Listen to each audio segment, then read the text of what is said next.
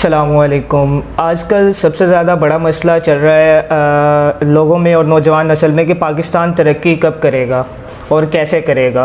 सबसे पहला पॉइंट, अपने मुल्क की कदर। हम खुद अपने मुल्क की कदर करते ही नहीं। हम कहते हैं कि पाकिस्तान खुद ब खुद वजूद में आ गया, इसके लिए किसी को काविश नहीं करनी पड़ी और ये हमें समझो कि सदक़े खैरात में मिल गया। हमारी फीलिंग्स ये हैं बहैसियत Pakistan. We have not feelings for our country, और हम ये सोचते हैं कि पाकिस्तान बग़ैर कुर्बानियों के मिला।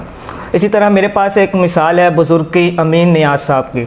अमीन नियाज़ साहब सियालकोट वाली साइड से तकरीबन पाकिस्तान में दाखिल हुए और उनके जानने वालों के मुताबिक उनके ख़यालात ये थे कि जनाब, मैं इर्द गिर्द वालों से पूछा क्या मैं पाकिस्तान पहुँच चुका हूँ?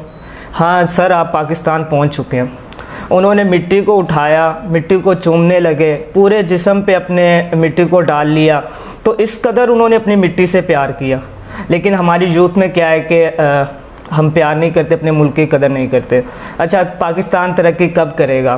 पाकिस्तान तरक्की कब करेगा? जब नौजवान अपनी सिमत का तयन कर लेंगे, यानी एक फ़ैसला कर लेंगे कि हाँ, इस तरह मैंने ये काम करना है और अपने वतन के लिए, वतन की तरक्की के लिए इस तरह किरदार अदा करना है। लेकिन बात सिर्फ ये है कि कुर्बानी देने से हर पाकिस्तानी घबराता है।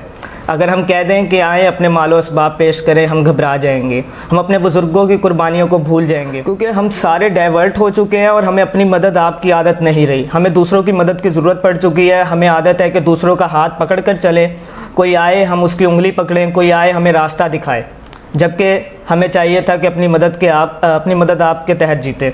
हमने अपने बुज़ुर्गों की जो निशानियाँ थी, बुज़ुर्गों की जो काविशें थी, उन सबको भुला दिया है, बुज़ुर्गों की कुर्बानियों को भुला दिया है। बुज़ुर्गों ने हमारे लिए कुर्बानी दी थी कि एक बुज़ुर्ग की कहानी सुनाऊंगा। इल्मुद्दीन फ़ौजी उनका नाम था, इंडिया के रहने वाले, लुधियाना शहर के। इटली फ़ौज में भी रहे, सब कॉन्टिनेंट की जानिब से इटली फ़ौज में भी शामिल रहे।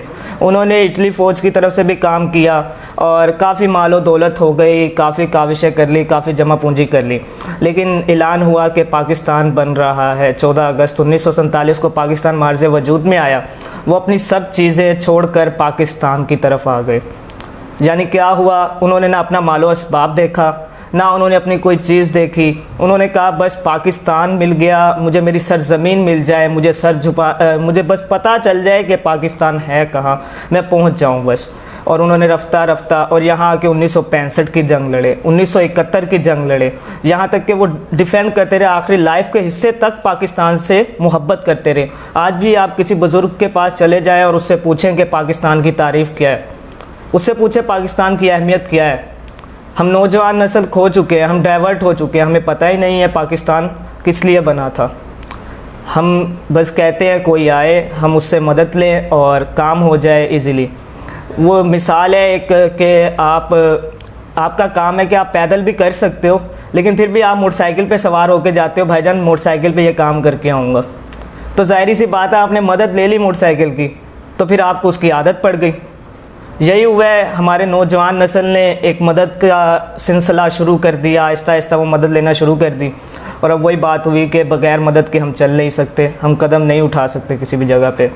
तो मेरा पैगाम यही है कि हमें ख़ुद को तैयार करना होगा, मेंटली तौर पे हमें तैयार करना होगा कि how our country be successful, और ये किस तरह तरक्की करेगी। ये तरक्की तब करेगी जब नौजवान अपनी सिमत का तयन करेंगे और एक मुकर्रर कर लेंगे अपना पॉइंट कि मैंने इस तरह से पाकिस्तान की तरक्की में किरदार अदा करना है। सर सैयद अहमद ख़ान इतने साल पहले, उन्हें क्या पता, उन्होंने तो पाकिस्तान बनने की कहते हैं ना बुनियाद रखी थी। उन्होंने तो नहीं देखा था ना कि पाकिस्तान बन भी जाना है।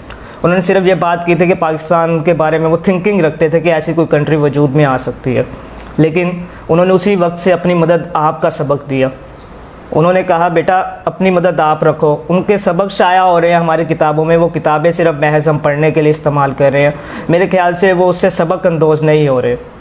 तो मेरी आपसे गुजारिश है कि पाकिस्तान अपने मुल्क की कदर करें, ख़ास तौर पे उसके रहने वाले बशिंदे। तभी आप एक दूसरे को खुश नहीं रख सकेंगे तो ज़ाहिर सी बात है आप अपने बाहर वाले को, किसी को कैसे खुश रख देंगे।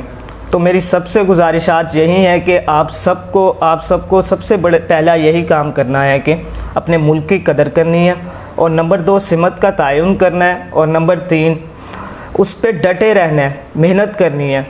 और ये नहीं कि डाइवर्ट हो जाना है और किसी की मदद ले लेनी है। जब आप मदद ले लेंगे तो आप नाकाम हो जाएंगे। तो मेरा आज का मैसेज यही था। इजाज़त चाहूँगा। अल्लाह हाफिज़।